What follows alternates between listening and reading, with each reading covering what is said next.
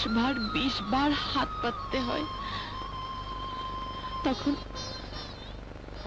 তখন আমার সুখের সাথে গরিবের দুঃখটাকে তুলনা করতে গিয়ে হঠাৎ করেই বদলে গেলাম। এই শুনছো, ওই হারামজাদা চৈতিকে কিছু খাইয়ে দিয়েছি, তাই চৈতি আবল তাবল বকছে। তুমি ডাক্তার কবিরাজ নিয়ে এসো। তুমি যাও তো, যাও না। আমার চৈতি মামনি, তোমার তো এমন কথা বলার কথা না। মামা, মামা তোমরা যা ভাবছো তা না।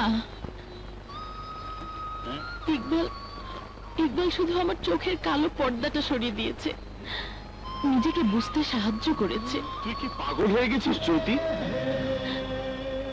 এখনো পাগল হইনি, তবে হয়ে যাব। এই মুহূর্তে শুধু একটি কথাই বলতে ইচ্ছে করছে, প্রেম বোধহয় এমনি করেই আসে। ওগো, চৈতি এসব কি বলছে? আফা, আপনি খাইয়া লন। গতকাল থেকে আপনি এক ফোঁটা পানিও খান নাই। চৈতি, মা বলছিলাম কি, চোরের উপর রাগ করে ভাত না খাওয়া কি ঠিক হচ্ছে? আমি চোরের উপর রাগ করছি না মামি। এবার আমি সব দিক দিয়ে নিজেকে বদলাতে চাই। তাই বলে অফিস ব্যবসা সবকিছু বাদ দিয়ে না খেয়ে খেয়ে তুই তো নিজের চেহারাটা কি করেছিস একবার আয়নায় চেয়ে দেখ। দেখো, তোমার জন্য মেয়েটা মানসিক রোগী হয়ে গেছে। বলো, তোমার কাছে কি অন্যায় করেছিল?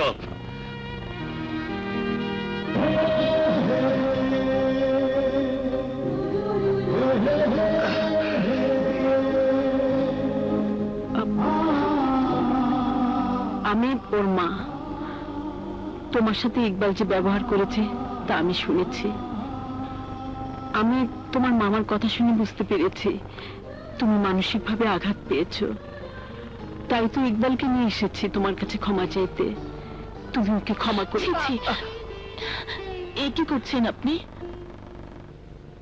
মায়ের হাত হলো আশীর্বাদের হাত, এই হাত ক্ষমা চাইবার নয়। আমার মামার কথা বিশ্বাস করবার দরকার নেই। আমি বলছি,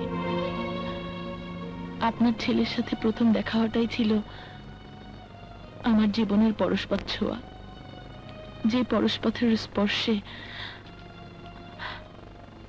আমি নিজেকে বদলে ফেলেছি। সেই সন্তানের জন্য মাকে ক্ষমা চাইতে হয় না, বরং সেই সন্তানের অহংকারে অহংকার করতে হয়।